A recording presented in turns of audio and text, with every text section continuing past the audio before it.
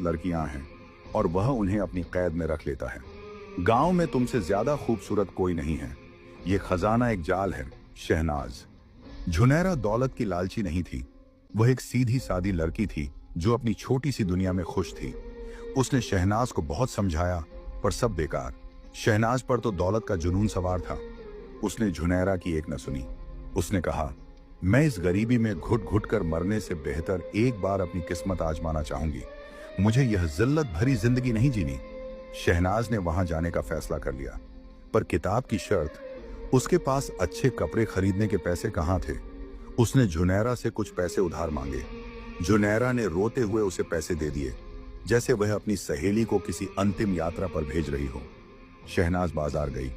उसने अपनी जिंदगी की सबसे खूबसूरत पोशाक खरीदी, एक सुर्ख लाल रंग का सलवार कमीज जिस पर सोने के धागों से बारीक काम किया हुआ था। उसने चांदी के झुमके, आंखों के लिए गहरा काजल और होठों के लिए सुर्ख लाली भी खरीदी।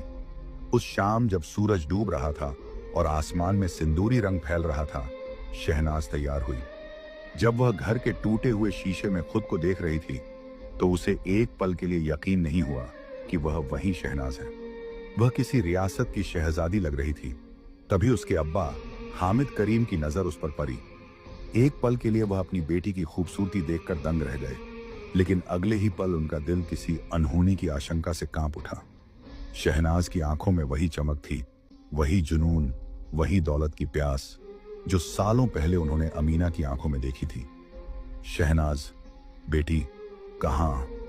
इससे पहले कि हामिद करीम कुछ और कह पाते, शहनाज दरवाजा खोलकर तेजी से अंधेरे में गुम हो गई। हामिद करीम, रुक जा बेटी, चिल्लाते रहे, पर वह नहीं रुकी। पहाड़ी का रास्ता सुनसान और डरावना था। हवा की साएं साएं की आवाज किसी के रोने जैसी लग रही थी। जंगली झींगुरों की आवाजें खौफ पैदा कर रही थीं, लेकिन शहनाज के दिल में डर से ज्यादा खजाने की चाहत थी। वह हांफती हुई पहाड़ी चल रही थी। जब वह किले के विशाल टूटे फूटे दरवाजे पर पहुंची, तो वह अपने आप एक चरमराहट के साथ खुल गया, जैसे कोई अंदर उसका ही इंतजार कर रहा हो। किला अंदर से किसी भूल भुलैया जैसा था।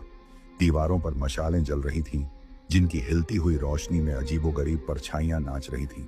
हवा में सदियों की सीलन और एक अजीब सी खुशबू घुली हुई थी। वह एक बड़े से हॉल में पहुंची और जो नजारा उसने देखा, उससे उसकी आंखें फटी की फटी रह गईं। फर्श पर सोना और जवाहरात ऐसे बिखरे पड़े थे जैसे किसी ने सूखी पत्तियां बिछा दी हों। सोने के सिक्के, हीरे मोती, माणिक और पन्ने के ढेर लगे थे। दीवारों से सटे संदूकों से अशर्फियां बाहर उबल रही थीं। शहनाज ये सब देखकर